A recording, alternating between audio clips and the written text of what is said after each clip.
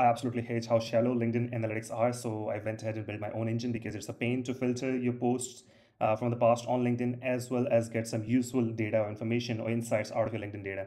So I'm just going to give you a quick sneak peek into what we're building.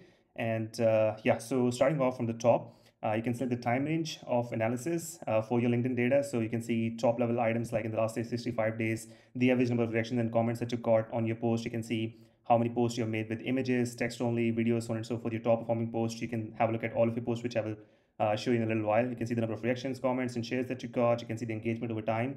And the total is probably like a bad measure. So you can see the average per post as well and see whether there's like a declining or an increasing trend, basically. You can evaluate your content strategy based on that.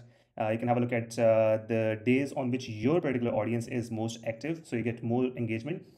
Same goes for the time during which you make your post, because I mean, the purpose at the end of the day of making a post on LinkedIn is to basically be heard, right? Otherwise, you can just write things down in your diary. So it gives you an idea of when your particular audience is most active, which day, which time. You can also, one particular pain point for me is that I have not been able to be very consistent on LinkedIn. So it helps me track that as well. So in the last 365 days, the consistency is kind of low because the first half of the year I was not really making any posts at all on LinkedIn, as you can see over here. So it gives you like a graph of your own consistency over time, over the selected time range. Then you can see whether your posts which have a media in it, like a video and image, whether they perform better, or the ones which are text only, whether they perform well. So in my case, media posts perform like 50% better than the other ones. Same goes to the long ones which have more than 300 words. So where I'm like really going deep into a particular topic, they seem to resonate more with the audience in particular. And then the last component is basically sharing the data with AI and asking it to generate like any kind of insights that it possibly can. So here I can see that it's making a recommendation that I should continue with short and humor oriented posts because they seem to get like a good amount of engagement. It also gives me action items for myself, like time of days at which I should post, the kind of content themes that I should try to hit, and so on and so forth.